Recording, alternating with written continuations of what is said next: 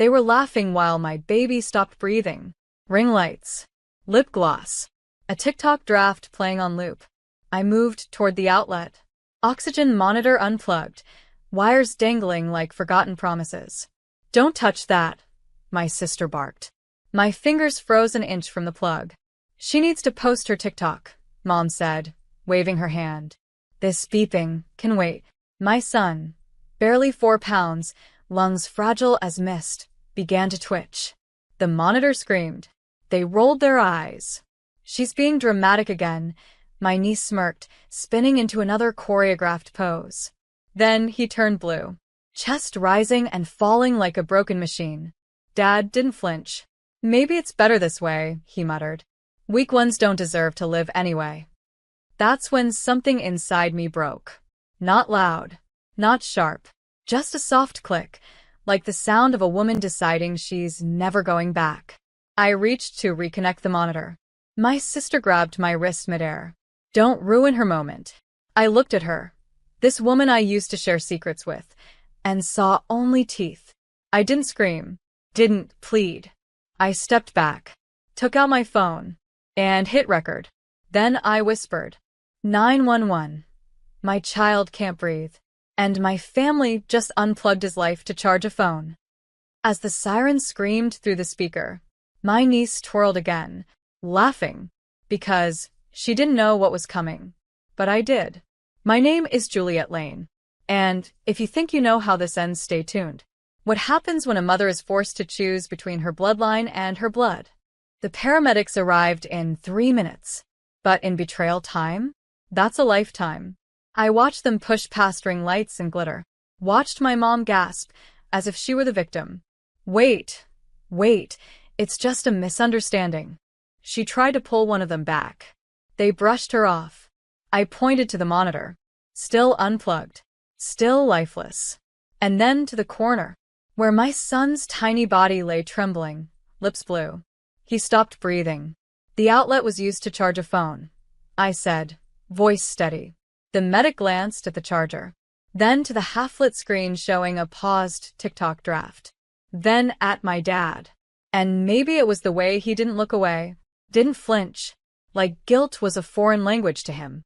They swarmed my baby.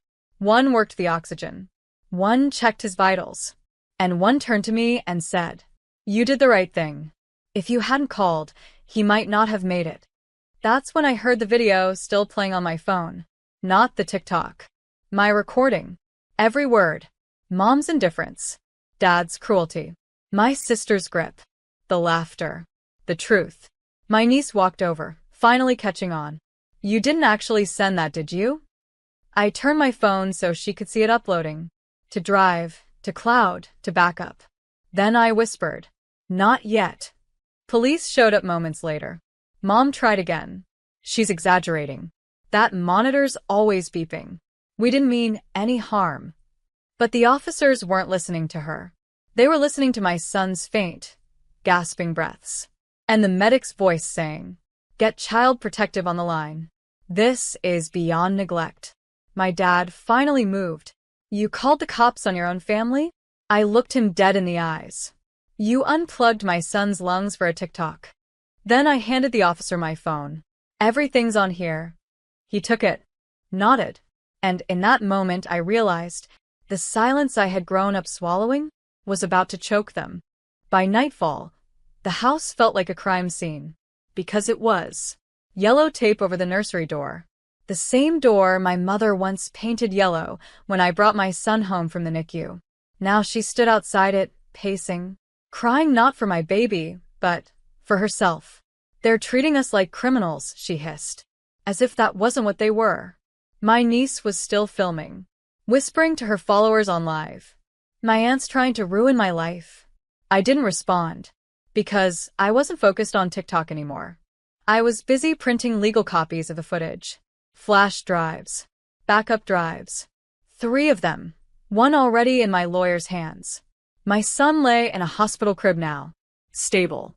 Breathing.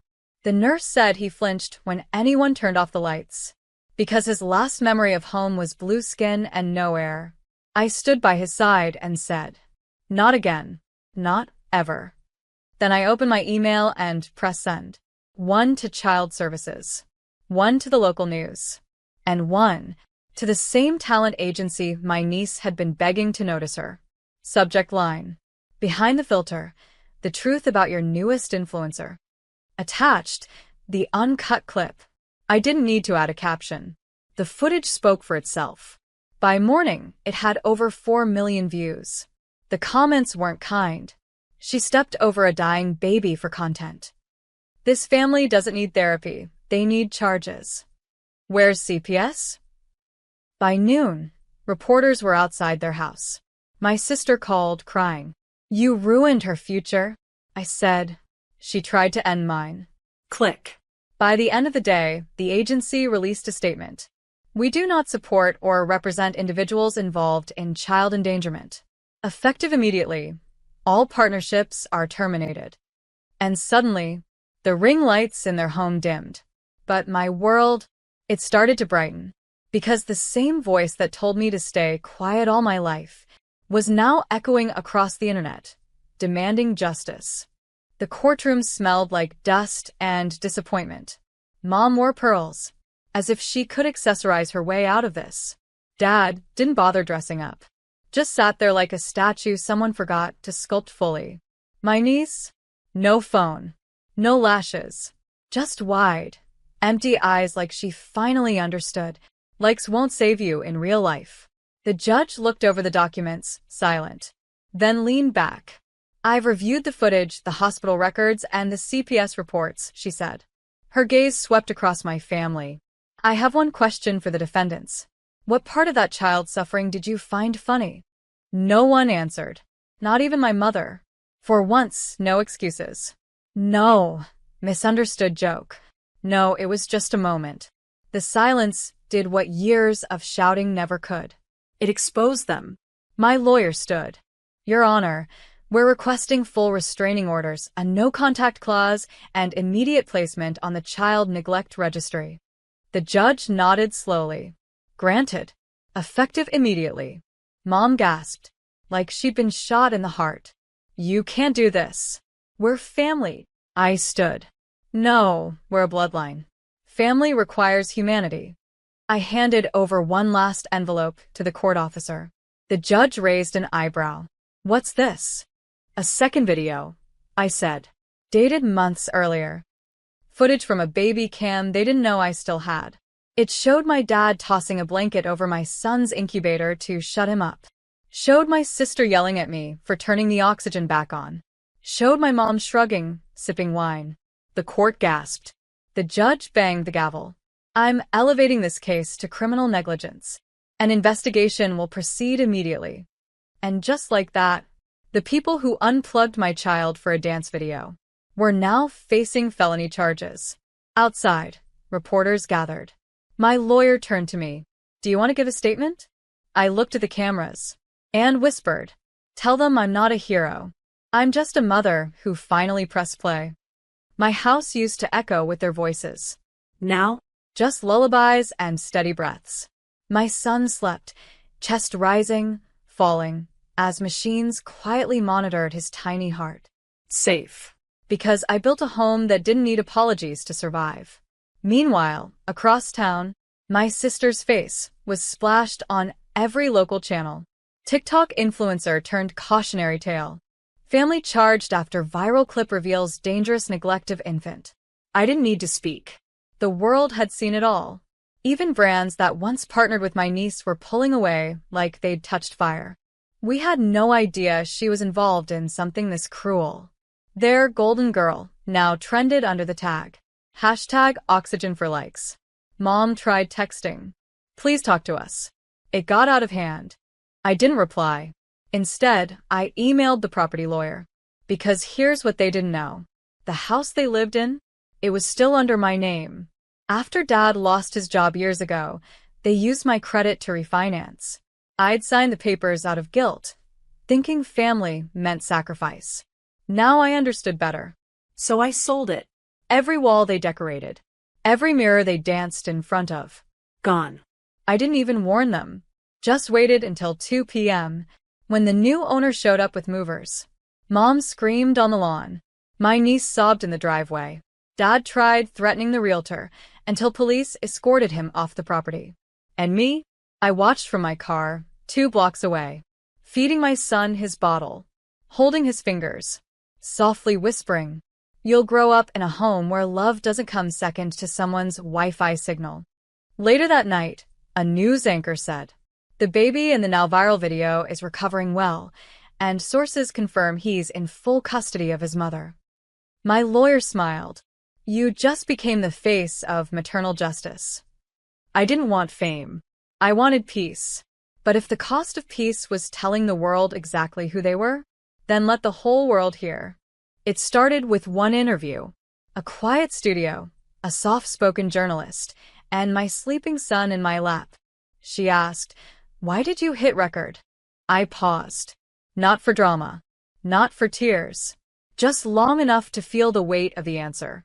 Because I knew they wouldn't believe me without proof. She nodded. The segment aired that night, local TV, prime time. By sunrise, it was everywhere. National headlines. Mother records shocking neglect to save infant son. Family now facing criminal charges. Hashtag oxygen for likes goes viral. Public outrage mounts. And then the messages started. From mothers. From nurses. From strangers who had lived quiet horrors and swallowed them. "Thank you for not staying silent. You made me brave enough to walk away." My daughter finally called 911 after watching her video. I didn't know how to respond, so I kept doing what I knew, telling the truth. My second interview aired on a national morning show. When the host asked if I had anything to say to my family, I looked at the camera and said, "This isn't revenge. It's protection for every child who couldn't press record." Sponsors called. Foundations reached out. One pediatric wellness nonprofit offered to fund a full-time in-home nurse for my son. Another asked me to speak at their summit on digital abuse and neglect. Suddenly, the woman they mocked for being too sensitive was now the face of a movement. But the best moment? It came at 2 a.m. My son stirred in his crib. I went to check on him, the oxygen monitor still blinking, quiet and strong. I bent over, kissed his cheek. And he smiled. Not a reflex. A real, tiny smile. The kind that says, "I feel safe." That's when I knew. They'd stolen so much from me. But not him. He still had wonder. Still had breath. Still had me. The courtroom was packed this time. Reporters. Advocates. Even a senator's aide sat in the back row, scribbling notes. My sister sat at the defense table, eyes hollow. No lashes. No spotlight. Just the shadow of what she built and destroyed. Mom looked older. She scanned the room for sympathy. Found none. Dad didn't show. Word was, he'd skipped town after the house was sold. And me? I wore no makeup. No power suit. Just a pendant around my neck, one my son clutched in the NICU before he had a name. The judge read the charges. Felony child endangerment. Criminal negligence. Violation of medical safety protocols. My sister wept. But the tears weren't for my son. They were for the life she'd lost. Her lawyer begged for leniency. Called it a moment of poor judgment. The prosecutor played the video again. That moment? It wasn't poor judgment. It was cruelty caught in high definition. The judge didn't flinch. She ruled swiftly. You are hereby sentenced to 2 years probation, mandatory counseling, and permanent placement on the National Child Neglect Registry. Mom gasped. My sister sobbed harder.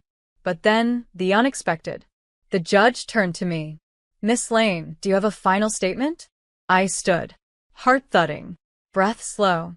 I turned not to the judge, but to my mother. I begged you, I said. Not just that night, but my whole life. You chose silence. You chose convenience. You chose them. Then I turned to my sister. You danced over my child's body. I hope you remember that when no brand returns your emails. I faced the court, and to anyone watching, wondering if they should press record too, I lifted my phone. Do it. You're not crazy. You're not dramatic. You're proof waiting to be believed. The courtroom clapped. Not loud, just enough. Like justice exhaling. Outside, flashbulbs popped. My lawyer leaned in and said, "They want to put your story in a documentary." I nodded, but my mind was already home, with a baby wrapped in light, breathing. It's been a year. My son walks now, wobbly steps, gummy grin, hands in the air like every moment is applause. We moved to a small town where no one calls him that baby from the video. Here, he's just Noah. Strong.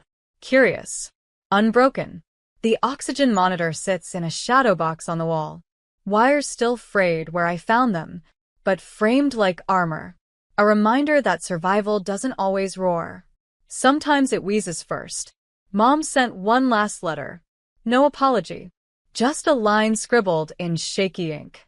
"You were never meant to be a mother." She was right. I was meant to be his. My sister disappeared from the internet. No brand would touch her. She applied for jobs under new usernames, didn't matter. Because the moment she handed me that silence, instead of a plug, she muted her future. I still get messages. From strangers. From survivors. From women with shaking hands and whisper quiet courage. And I reply to every single one. Because someone once believed me. When I couldn't even speak. Now I speak so others don't have to scream. One night, Noah fell asleep in my arms. His hand wrapped around my pendant, the same one he held in the NICU. And I whispered into the quiet, "Thank you for fighting." To him. To myself. To every mother who ever picked up a phone instead of looking away. Then I turned off the lights, and the monitor blinked softly in the dark. Steady. Faithful. Alive.